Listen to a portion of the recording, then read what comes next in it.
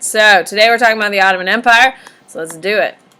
So, the Ottoman Empire. Now, as you know from your map that we did on Friday, your Ottoman Empire was huge at the 1800 year mark. Oh no, I'm good, thank you. In 1800, the Ottoman Empire was the top of northern Africa. It reached all the way through the Middle East and reached into Europe. However, it's going to sharply decline from 1800 to 1877.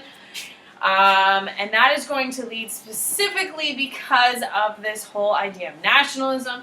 The Austrians, the Russians are going to be pushing for more independence, as well as we're going to have a huge change of power, which is going to be the Industrial Revolution. Is going to have a huge role in it. So the Ottoman Empire is going to reach its military expansion in the late 17th century. And it is going to begin to decline. What is one thing the Ottoman Empire does not do that'll lead to its decline pretty sharply, Max? It does not industrialize. So can you be a country of power post-industrial revolution that does not industrialize? No. So it is important. Now that we are beyond the industrial revolution, you need to organize countries as in industrialized or non-industrialized. If it's a country of power, it's going to be. If it's a country that does not have power and declining power, it's going to be non-industrialized. So please keep that in mind. So the Ottoman Empire is going to be defeated by the Austrians and the Russians, mostly because of technology. And the technology is going to stem from, of course, the Industrial Revolution, which the Ottoman Empire doesn't have, and strategy. The Ottomans are going to be basing their warfare, their economy, their government styles on the traditional forms, which has been around since the fall of the Byzantines. So we're about 1,000 years at this point. Can we agree it's a little outdated, probably?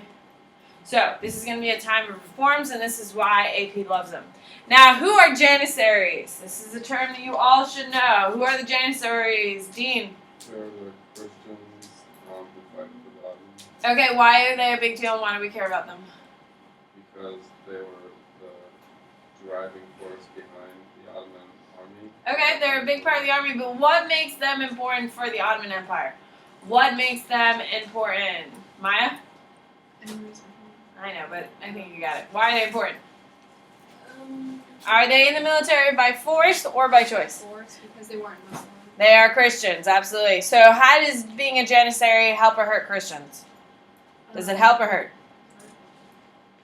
Helps. It helps. Why does it help, Lily? Oh, wait. Because it gives them like an advantage. It doesn't give them an advantage. It gives them respect. Remember? They were forced in the military because they didn't really care if they lived or died. And then they got into the military, and the Janissaries were making these incredible military victories and showing large displays of bravery and stuff like that. So it gains them a lot of respect. So are Janissaries in the military highly respected at this point, or very much so not respected? Highly respected. So the elite Janissary corps involved in palace intrigue. What is palace intrigue? What is palace intrigue? Dean? Corruption, scandal, absolutely. They had a couple Janissaries that were awfully friendly with all the princesses. Do you think that's okay? The Ottoman Empire is specifically what religion? Islam, but we do have obviously some Christians there, and Janissaries are a perfect example. So the mixing of the two is going to be a huge thing. Eventually, the Janissaries are going to kill a whole Ottoman family. Is that going to be a problem? Yeah, like the whole Sultan family is going to be wiped out, so that's kind of a problem. We'll get to that. Their semi-independent local warlords use mercenaries. What is a mercenary, Alexandra? Mercenaries are going to become a big deal in the turn of the century. Jessica? Somebody who gets paid to kill somebody? Yeah, well, paid to kill. That's an assassin. They're paid to fight for another country's military. So if you're American and you decide to go during World War I to fight for the English, or the British, you're still an American citizen, but you're fighting for the British against the Germans, you're a mercenary. Today we have mercenaries as well. They are a huge part of Iraq, Afghanistan. They're typically corporations now. Blackwater, I think, is one of the big mercenary ones the United States do business with. And they're corporations now, but they've been around forever. The Hessian Army, have you ever heard of the Hessians? George Washington defeats the Hessians on Christmas Eve. Yeah? Okay, he gets them all drunk. He sends a bunch of booze, gets all the Hessians really drunk, and in the middle of the night, the George Washington's troops come in and just slit their throats. Did you not get that lesson in 4th grade? No, that's how we went. Huh? Yeah? No, it rings a bell. Get them drunk, and then they go in when they're all fumbling and slit their throats. It's an effective way to wipe out an army.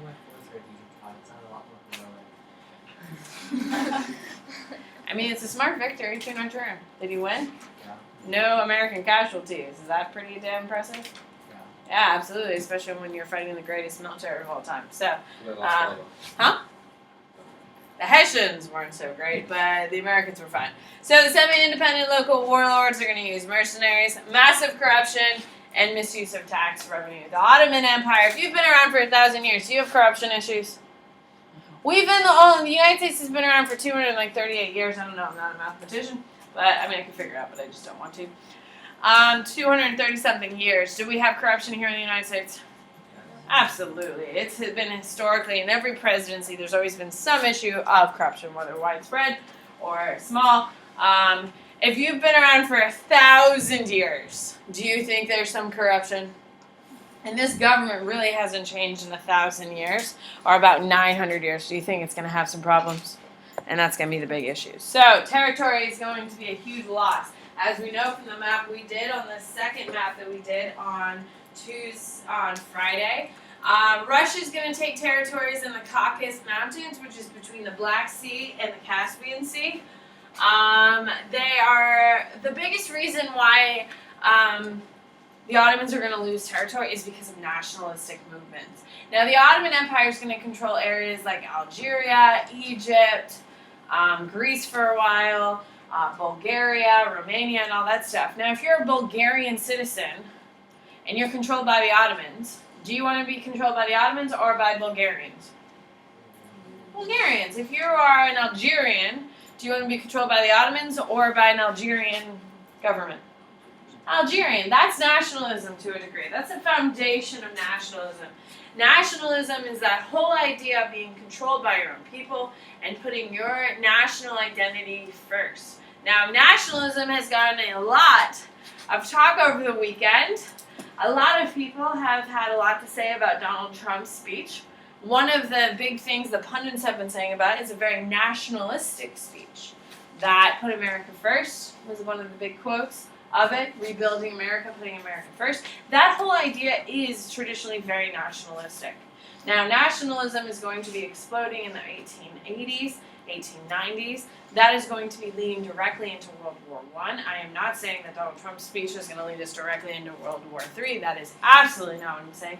But that whole idea of putting your own country first, of controlling your fate of your own country, being superior to other countries, that will create competition. Can we agree? If America thinks it's the greatest country in the world, how are our allies, England, France, and Germany, going to feel about it? Not great. So are they going to start getting competitive with us, trying to show us why they're the best countries in the world? Hello?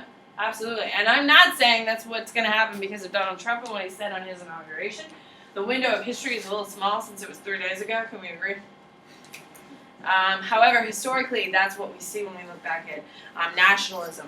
So one of the biggest causes of World War I is nationalism, and all these countries are going to start revolting that are inside the Ottoman Empire. Algeria, Romania, Bulgaria, Egypt. All of these countries want their own independence, and they're going to have it. Now, Napoleon is going to invade Egypt. It's going to go terribly wrong. Can we agree Napoleon's not... When you think of Napoleon, you don't think of Navy. When you think France, do you really think Navy? No, you really don't. So, to wage a war from France to Egypt doesn't go that successfully. However, it is going to challenge the Ottomans' authority. And the British are going to support the Ottomans only because they hate the French. So, you know. They're also going to support them because they don't want the Russians to expand. The idea of the Russians expanding their territory and becoming more influential is going to start occurring because of the 1880s. This is going to kind of push the Russians to its beginning to rise in world power. Okay, we know this map. We did this map. How exciting. All right, so the Ottoman economy. So when we talk about the Ottomans, we're going to see that people aren't really that happy and nationalism is starting to take over. People don't want to be controlled by the Ottomans. Okay, the economy is also a huge issue. Now, the Ottoman Empire is not industrialized. However, are non-industrialized countries isolated from industrialized goods or no? Africa today, it's not industrialized. Does it still have industrialized goods? Manufactured goods? Absolutely. Same thing that's happening there. All of your Western European countries that are industrialized want to get into these countries to sell their goods because there's no competition in those countries, correct? If you're the only one who can get into the Ottoman Empire and sell cotton textiles, are you going to make a lot of money or very little money? A lot of money. So we're going to see that's going to be a huge issue for him. So if we're going to import a lot of cheap manufactured goods, is that going to help or hurt the Ottoman Empire? Hurt, because if you're buying goods from England, does that help Ottoman Empire or England? England, absolutely. That's going to hurt all the local people who make cloth their own way. They're going to export-dependent economy of the Ottomans is going to become increasingly reliant on foreign loans. Now, if your economy is starting to crumble and you go to these industrialized countries to take out a loan, and the industrialized countries are benefiting off of your lack of industrialization, are they going to really be kind to you? No. They're going to give you what you want, but they're going to charge you incredibly high interest, and that high interest is going to stop you from ever being able to industrialize. So what happens is that you take money and you end up falling back because you owe even more money at the end, and it's eventually going to hurt your entire economy. So by 1882, the Ottoman empires can't even pay their interest. They default on all of their loans to other countries. So England, France, the United States, Germany, all have loans in the Ottoman Empire, and the Ottoman Empire can't pay any of it. Are England, United States, France, and Germany going to be kind to the Ottoman Empire, or are we going to demand payment? Demand payment. And is that going to come out of diplomacy or probably aggression? Aggression, and that's exactly how it's going to go, especially on behalf of England and France. So what's going to happen is they create capitulations, which means because the Ottoman Empire defaulted on all their loans, the Europeans had a stranglehold on the Ottoman Empire. They said, well, since you can't pay us, we are not going to pay any of your taxes, and we can go into your country and do whatever we want, and we cannot be punished. It's a pretty sweet deal, isn't it? They can go into the borders of the Ottoman Empire anytime they want. They have tax-free status, which means if I go into your country and I sell $1 million worth of goods and I owe you $200,000 worth of taxes because I made $1 million in your country, I owe you zero. So if you're an Ottoman citizen and you're paying 30% in taxes, and you know this French guy next to you is making millions of dollars in the Ottoman Empire and is paying zero taxes, how would that make you feel? No, you would rage. You would revolt too. And that is a huge problem, is that Europeans are going to gain an advantage in the Ottoman Empire. Now, we haven't gotten to China yet, but how is European advantage in China going to be seen? Well or very poorly? Very poorly. As we saw from the map, we're going to have tons of revolutions. Same thing that's going to happen in the Ottoman Empire. Okay, I would write Ottoman reforms. There's going to be a lot of them. Alright, so the first reform is going to be under Sultan Selim III. Okay, he is going to he's going to remodel the army by looking at European standards. Now, traditionally, this Ottoman Empire is going to be based off the Muslim standards of the Abbasid and the Umayyad dynasties, which are your first Muslim empires, and they are from period 3. They are going to be modeled after them. They are going to now, in the late 1700s, going to remodel it. Now, Janissaries are going to revolt because for the first time, Janissaries aren't seen as the elite fighting. They are now just blended in. Why would they be so upset about this, Isabella? Why would the Janissaries be so upset they're no longer considered the elite? Because then they're losing all their influence they have. There you go. They're also losing their position of power in respect to religion. Can we agree? Now, previous to this, because of the Janissaries, Christians were seen and treated as equals because of the high respect they had. Now they're taking away their power of and privilege of elite status. Now they're afraid their religion is going to be attacked because they're no longer seen as this elite force, and it will be a threat. So the Janissaries revolt. They kill all the new troops, and they imprison the Sultan. So would we say the Janissaries go off the deep end? Yeah. Is this going to help or hurt their cause? Absolutely. When you just start killing a bunch of 16-year-old kids who are just doing their job, it's not really going to look good for you. It's also not good when you imprison the Sultan in his own palace. So, what's going to happen is Sultan Mahmud II. Now, obviously, we're going to see Sultan Selim III is going to be killed in this palace. Mahmud II is going to be the next emperor, Sultan of the Ottoman Empire. When he comes into power, he's going to have every single Janissary murdered. Can we understand why? He imprisoned his brother, killed a bunch of new kids, and had a little bit of a coup kind of thing. Not a big coup. They just wanted to kill everyone. They weren't trying to take political power, so it's not technically a coup.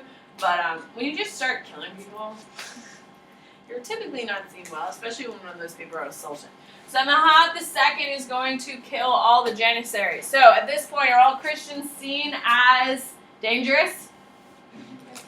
Absolutely. Think about it. If you're an elite fighting force, which has given you your elite status for a very long time, all of a sudden goes around and starts slaughtering people. Are all Christians going to be seen as dangerous? This is Islamophobia, except in the Ottoman Empire with Christianophobia. I don't know if that's a thing. But all of a sudden in the Ottoman Empire, everyone's terrified of Christians, so they started imprisoning Christians all across the empire. How times have changed. Isn't it crazy? No? Anyway, so Sultan Mahmud is also going to reform schools. He's going to take it from the Muslim historical religion base, and he's going to turn it to a more liberal school system. Is this a big deal or a small deal? Big. For instance, this is not what he is doing, but if Trump decided to let go of our liberal education, when we say liberal, it's a focus on math and science with art and culture embedded into it with everything else. Does that make sense? Hello? That's liberal education. You either go to a technical college, which is your math and science focused, or you go to your liberal arts school. Florida, FSU, all of that are all liberal arts schools. Does that make sense? Okay? So, liberal arts is the foundation of our educational system. Okay? However, if... Hi. This is from purchasing. Me? Bennett? No. Cozy? Yeah. Cozy's in the corner. Oh, yes. Yes. Anyway, so if Trump decided to go from our liberal arts foundation of our education system to Confucianism, which is the foundation of the educational system in China, would that be a concern? Would that be a culture change? Absolutely. Because of that culture change, how would us normal people feel? Upset? Or calm, cool, and collected about it? Upset, absolutely. So guess what's going to happen? When he reforms his school for leaving our fundamental Muslim heritage into a more European liberal arts base, how do you think the people are? Upset, absolutely. Taxation is going to increase because they have no money. They built the telegraph, which is pretty cool. That was big technology back then. And they finally have an official postal system. Woo! Even though the Muslims are the first one to create it, back with who is the first to create it? Persians are the first ones to have them. They completely abandon it, but they get it back. So, people are incredibly upset. So the Tazimat era is where we have the most reforms. Now, during 1839 to 1876, the Ottoman Empire is going to have the fastest amount of reforms. Remember, they've been around for about 900 years at this time. So during this time, they're going to draft new law codes that take away a lot of religious overlying factors. They're going to undermine traditional religious figures, and the traditional religion, of course, is Islam. So they're going to have less Islam on their law books. Anyone who is a fierce religious conservative is going to have an opinion about this and be anti this. They also have opposition from a group called the Young Ottomans. They're a radical group who wanted to take the Ottoman Empire that has existed since the fall of the Byzantine Empire and then transition it to a constitutional government. Does that seem pretty radical? Yes, absolutely. At this time, women didn't even have any rights. And they want to take it to a constitutional government. This is crazy, and that's exactly how it's seen. Now, the Young Turks are a huge deal. The Young Turks will be on your AP exam in some sort of capacity. AP loves the Young Turks. The Young Turks are everything that the Age of Revolutions is about. It's about converting the traditional ways of the world into trying to make it into a more modern or enlightened society. They're going to come across a lot of problems and, of course, eventually fail because the Ottoman Empire doesn't exist anymore. So the Young Turks are a big deal, and they're going to try to come into place.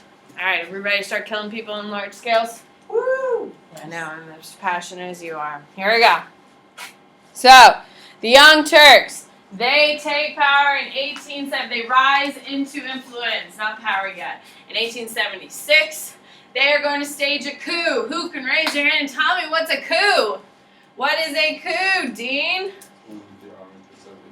Yes, it is when an outside political force comes in and takes over. So, for instance, and this is not happening, but if Senator Elizabeth Warren, who is coming out to be a strong Democratic leader, decides to overthrow the U.S. government and get rid of Donald Trump, that would be a coup. Does that make sense? Hello? Yes, that makes sense? Okay, that's a coup. When an outside political force comes in and takes over the government, that's a coup. There's been hundreds of millions of coups, but it's pretty cool. So, the radicals stage a coup, and they remove Abdul Hamid as Sultan. No, they don't. Just kidding. They put Abdul Hamid II as Sultan. So, they stage a coup. They overthrow our man